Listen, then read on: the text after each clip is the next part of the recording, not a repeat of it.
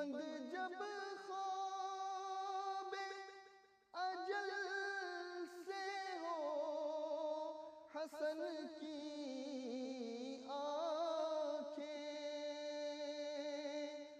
बंद जब ख्वाब अजल से हो हसन की आंखें, इसकी नजरों में तेरा जलवाए ज़ेबाई हो, इसकी नजरों में तेरा जलवाए ज़ेबाई हो, दिल में हो याद तेरी गोशे तन्हाई हो, फिर तो खलवत में अजब अंजुमन आराई हो, दिल में हो याद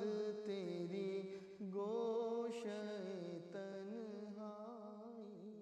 ला इलाहा इल्लल्लाह।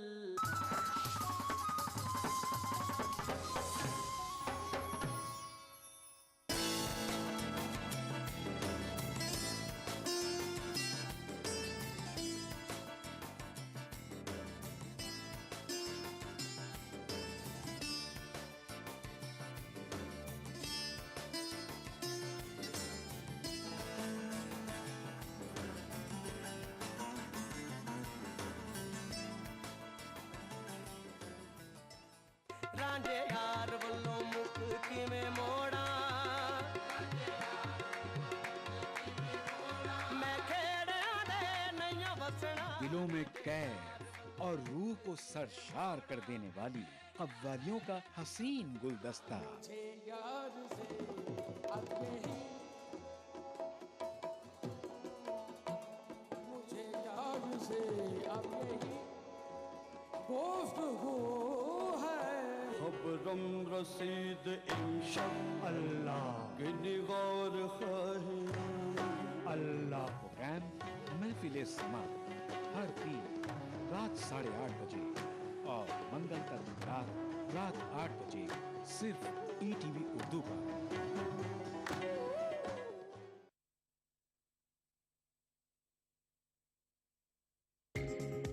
ETV उर्दू पर अगला प्रोग्राम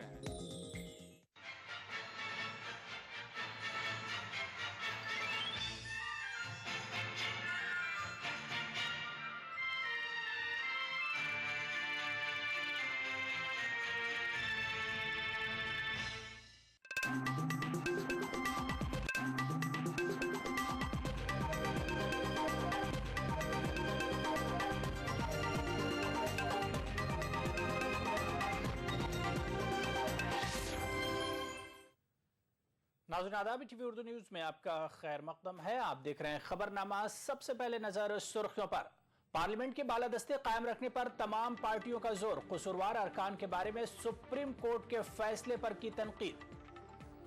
तेलंगाना की तश्कील के फैसले के खिलाफ एहतजाज। सीमांध्रा के वुज़रा और अरकान असेंबली होंगे मुस्ताफी। यशवंत सिन्हा ने कहा मोदी बनेंगे मुल्क के अगले वजीर आजम। कांग्रेस ने कहा ख्याली पुलाव। दुर्गा शक्ति के खिलाफ कार्रवाई को सही ठहराया अखिलेश ने। कहा फिरका वाराना माहौल बिगाड़ने वालों के खिलाफ होगी कार्रवाई। डीएसपी ज़ियाउल हक कत्ल केस में राजा भैया को मिली क्लीन चिट। सीबीआई ने कहा नहीं मिले मुलव्विस होने के सबूत। और पाकिस्तान की नई हुकूमत के साथ की जाएगी गुफ्तगू। नई खारजा सेक्रेटरी सुजाता सिंह का बयान।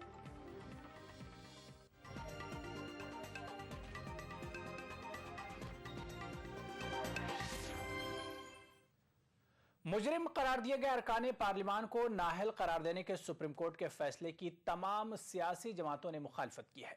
सियासी जमातों ने पार्लियामेंट की बालादस्ती कायम रखने पर जोर दिया है। पार्लियामेंट के मानसून सेशन से कबल वजीर पार्लिमानी उमूर के जरिए तलब की गई कुल जमाती मीटिंग में तमाम सियासी जमातों ने मुत्तफिका तौर पर सुप्रीम कोर्ट के इस फैसले की मुखालफत की। सुप्रीम कोर्ट ने हाल ही में फैसला दिया है कि पुलिस के तहवील में रहने वाले शख्स को भी वक्ती तौर पर इंतखाबात लड़ने से रोकना चाहिए। अदालत उज़्मा ने यह भी फैसला दिया था कि अदालती या पुलिस तहकीकात जिस पर चल रही है उस शख्स को भी इंतखाबात में हिस्सा लेने पर पाबंदी आयद की जानी चाहिए।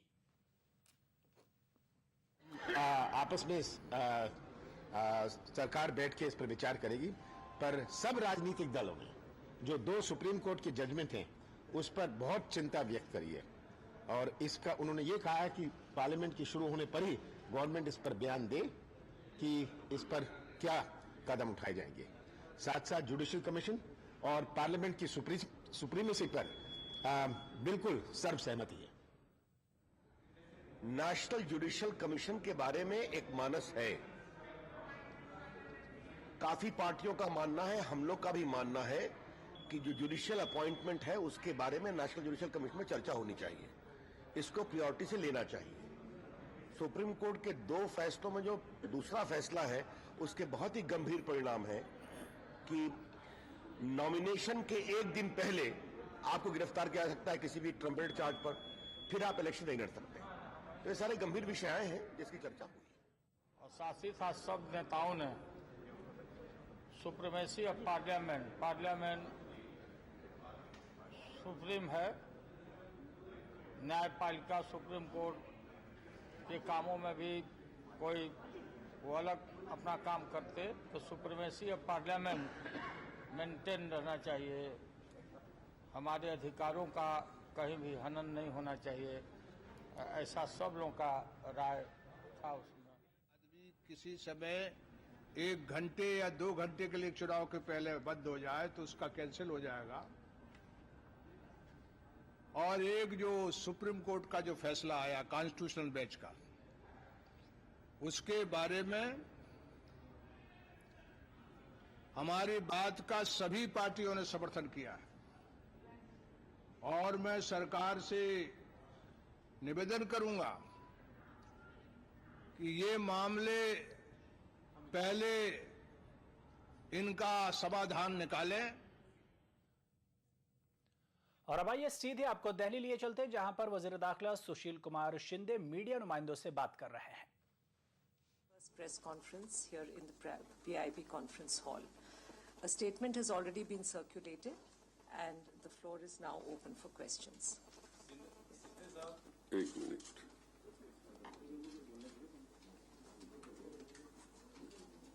कल शाम में होम मिनिस्ट्री लेके मुझे 1 साल पूरा हो गया। 1 साल में आप सभी लोगों ने जो मुझे सहयोग दे दिया है, इसके लिए मैं आप सभी को धन्यवाद देता हूं।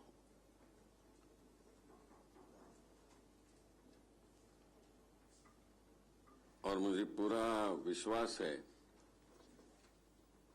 कि आज 1 साल का मैं ये रिपोर्ट आपके सामने रख रहा हूं, इसके आगे भी वही विश्वास से आप हमारे साथ रहेंगे, यही मैं प्रार्थना करता हूं। धन्यवाद।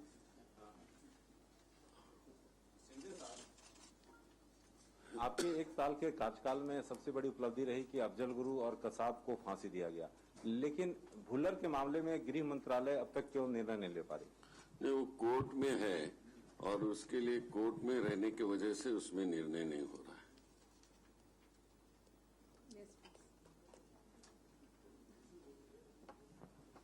सर, तेलंगाना के बारे में sir so what is the next procedure? So CWC also create the Telangana, so what you are going to do and what you are going to do about Hyderabad? Now are you happy after getting Telangana? Yes, sir. Has the government taken any decision on Telangana? You see, the party has given direction to the government and the Congress Working Committee has passed the resolution.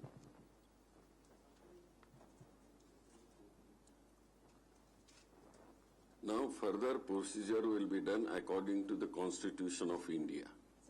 Sir, in your press note, Assembly में resolution वो जो भी constitution में है लिखा है वो procedure पूरा करेंगे। Just one moment. Let's go one by one. A to F जो काम आपको दिए गए, ये सब पूरा करने के लिए कितना टाइम लगेगा सर? कौन सा?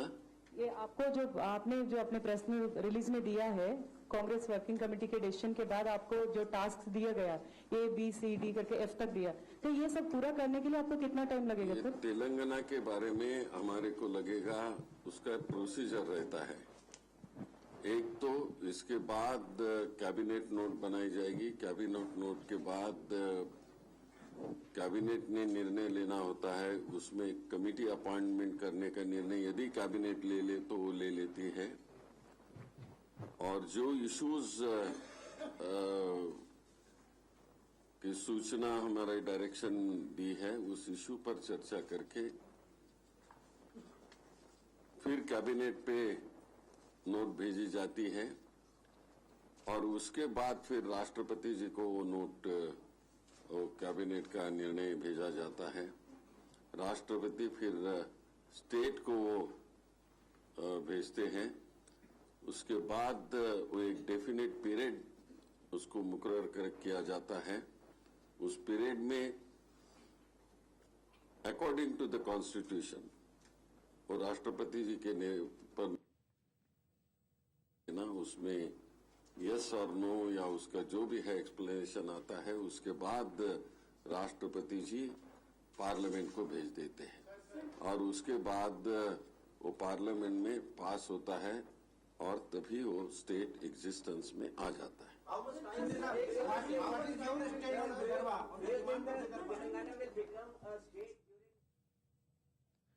तो वज़ीर दाखिला सुशील कुमार शिंदे को कलमदान वजारत दाखिला का कलमदान संभाले हुए 1 साल मुकम्मल हो गया। इस मौके पर उन्होंने मीडिया नुमाइंदों का शुक्रिया अदा किया।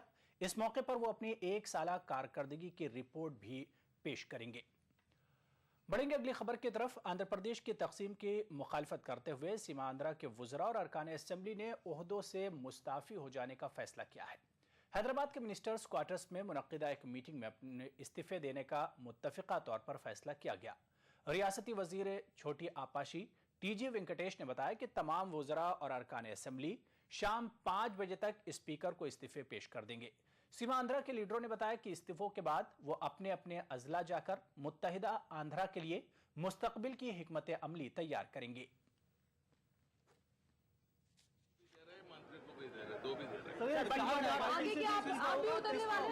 स्पीकर साहब को MLA का देंगे, मिनिस्टर का CM साहब को। क्या पार्टी से भी इस्तीफा दे सकते हैं?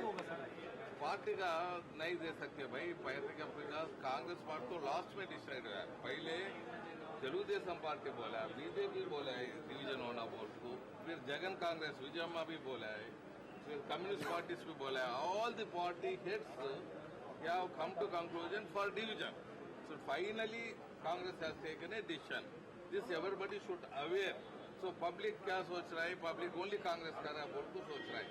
हम पब्लिक का साथ है। पब्लिक यथा प्रजा तथा राजा। Public wanted united Andhra Pradesh. We also wanted united Andhra Pradesh. उधर बीजेपी लीडर सुषमा स्वराज ने मानसून सेशन में तेलंगाना की तश्कील का बिल लाने का हुकूमत से मुतालबा किया है।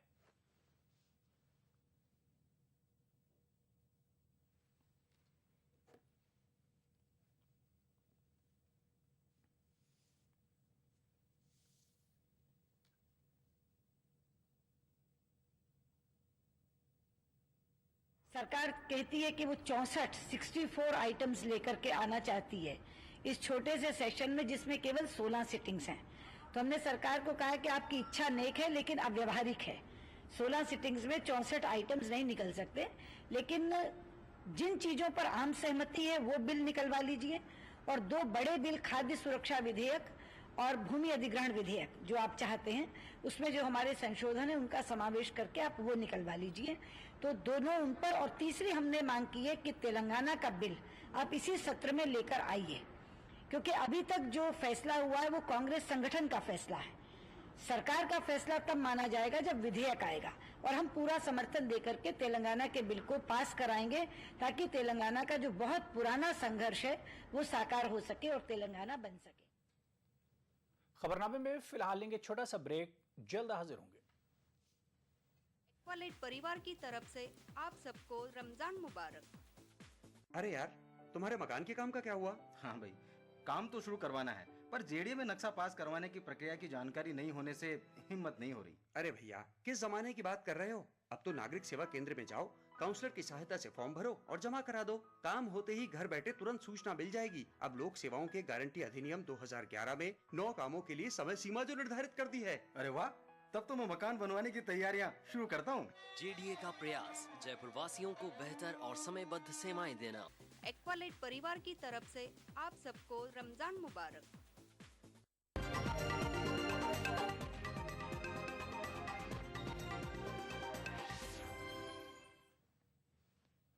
बीजेपी में अब नरेंद्र मोदी के वजीर-आजम के ओहदे की उम्मीदवारी पर इत्तेफाक राय दिखने लगी है। बीजेपी के सीनियर लीडर यशवंत सिन्हा का कहना है कि नरेंद्र मोदी ही मुल्क के अगले वजीर-आजम होंगे।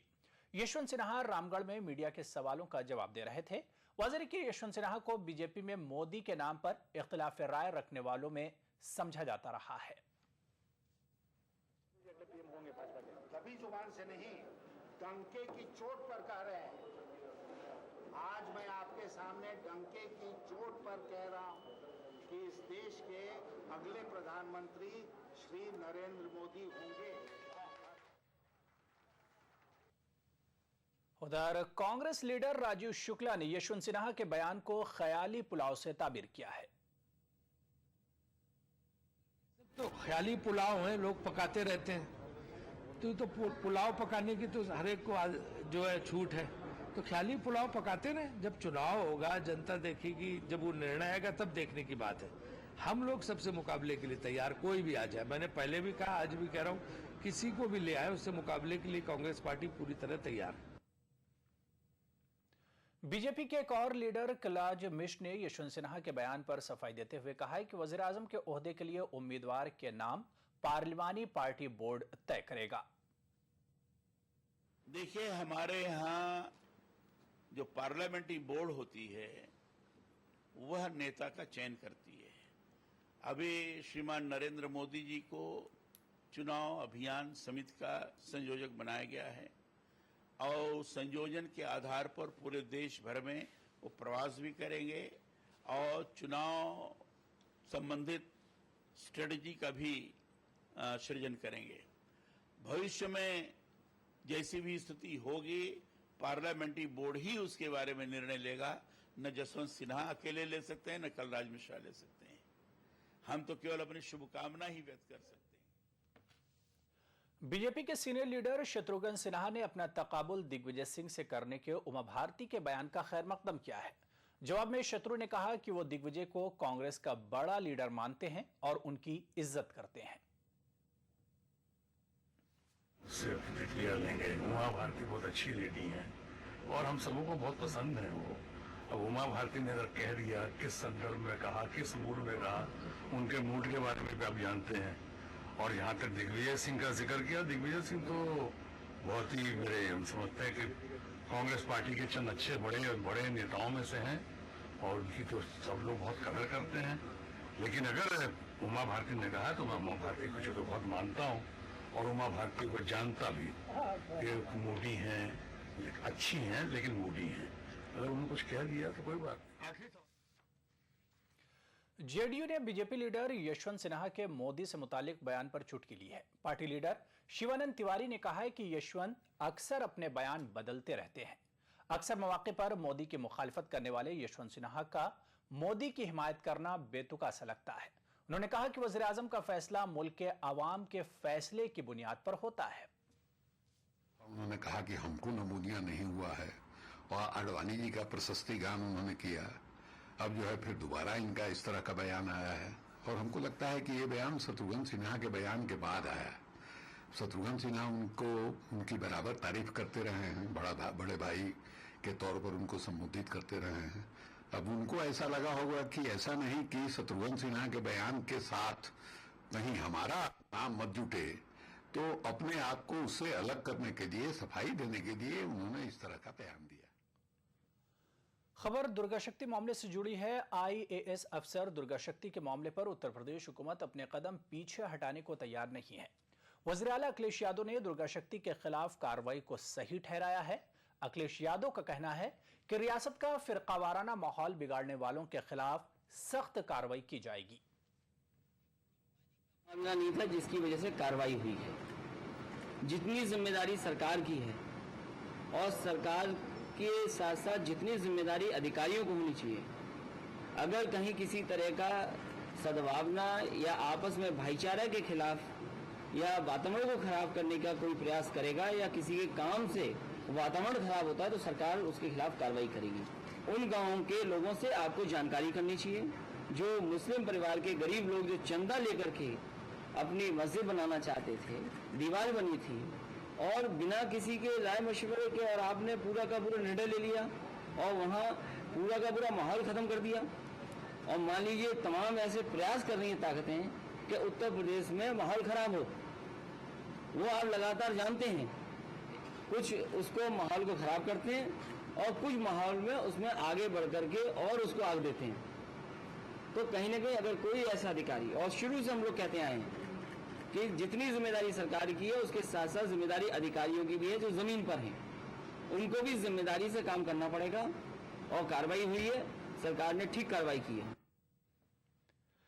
इस बीच उत्तर प्रदेश के गौतम बुद्ध नगर के डीएम ने मुअत्तल IAS अफसर दुर्गा शक्ति नागपाल के बारे में अपनी रिपोर्ट में कहा है कि उन्होंने नोएडा के गांव की मस्जिद की दीवार गिराने का हुक्म नहीं दिया था। जराये के मुताबिक रिपोर्ट में कहा गया कि दुर्गा शक्ति ने गांव वालों से सुप्रीम कोर्ट के अहकामात की तामील करने को कहा था। सीबीआई ने यूपी के साबिक वजीर राजा भैया को कुंडा के सीओ ज़ियाउल हक के कत्ल मामले में क्लीन चिट दे दी है। बताया जाता है कि सीबीआई की जांच से मुतालिक फाइल रिपोर्ट में राजा भैया को कसूरवार नहीं पाया गया है। इसका कहना है कि कत्ल मामले में उसे राजा भैया के मुलव्विस होने के सबूत नहीं मिले। सीबीआई ने इस मामले में मुलजिम बनाए गए गुलशन यादव, हरिओम श्रीवास्तव, गुड्डू सिंह और रोहित सिंह को भी इल्जामात से बरी कर दिया है।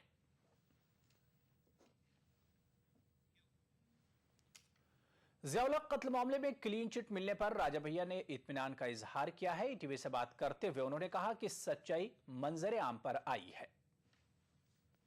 जिस दिन ये दुर्भाग्यपूर्ण घटना हुई उस दिन से हम लोग बराबर कहते रहे हैं कि इस घटना की सीबीआई जांच होनी चाहिए और उस जांच को हम सभी लोगों ने फेस किया, एक एक प्रश्न का सामना किया। और बाद में जब सीबीआई ने ये कहा कि आप पॉलीग्राफी और नार्को ये इसके लिए आपकी सहमति, तो उसकी सहमति भी हमने दी, लिखित दी और कोर्ट जा कर के दी। और वो इसलिए दी ताकि सच्चाई सामने आए। तो आज निसंदेह हमारे लिए बड़ा सौभाग्य का दिन है कि सच्चाई सामने आई, दूध का दूध पानी का पानी हुआ है। खबर जम्मू कश्मीर से है, जहां पुलिस ने सोपोर से हिजबुल मुजाहिदीन के मॉड्यूल को बेनकाब करने का दावा किया है। पुलिस ने इस सिलसिले में 4 अफराद को गिरफ्तार किया है। पुलिस का कहना है कि मॉड्यूल सोपुर में एक एसपी और सरपंच पर हमले में मुलव्विस था। पुलिस ने गिरफ्तार अफराद से कुछ हथियार भी जब्त किए हैं।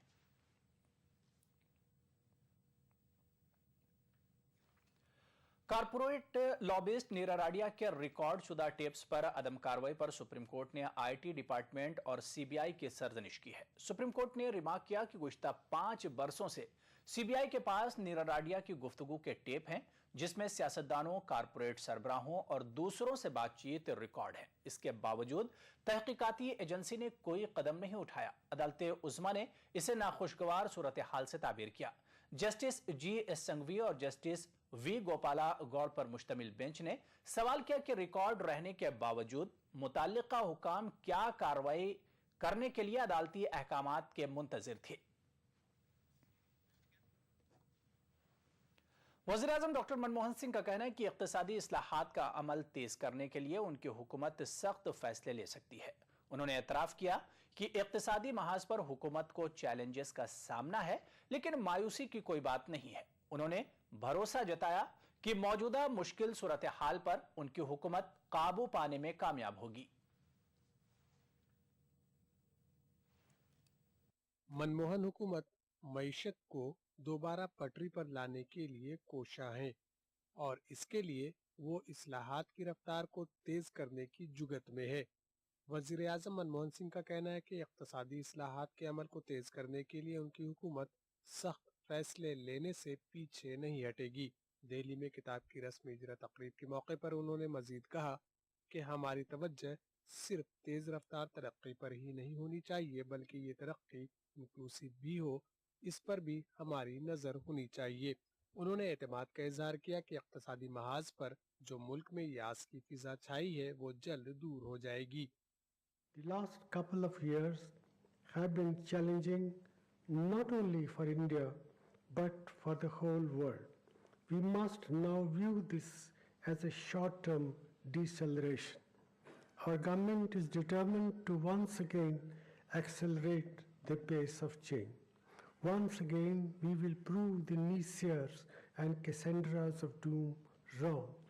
The policy agenda for bringing back India's growth momentum has been outlined in detail in the 12th plan.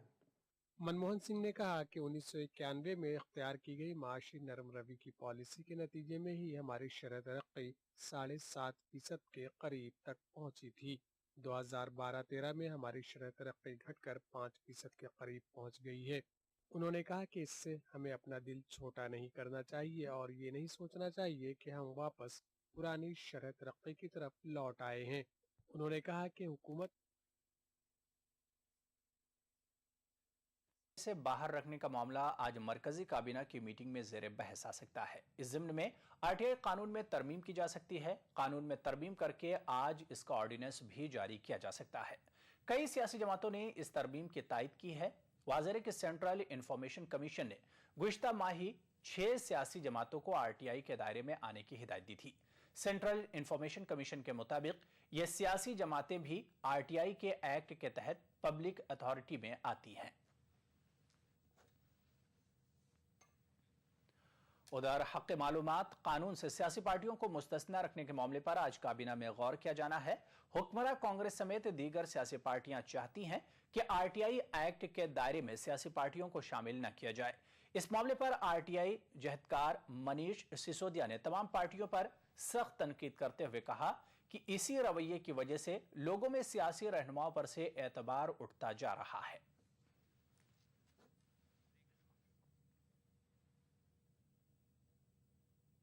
यहां पर लेंगे एक और छोटा सा ब्रेक, जल्द हाजिर होंगे।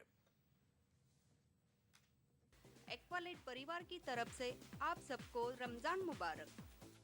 यही है, यही तो है मेरी शान, यही है, यही तो है हमारी शान, यही तो है हमारी शान।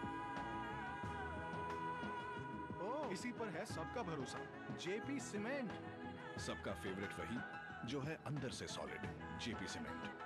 मेरा फेवरेट, अब इंडिया का फेवरेट।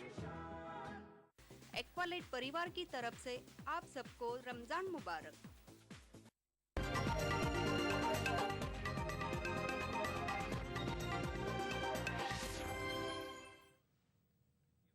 खबरनामे में एक बार फिर आपका खैर मकदम है।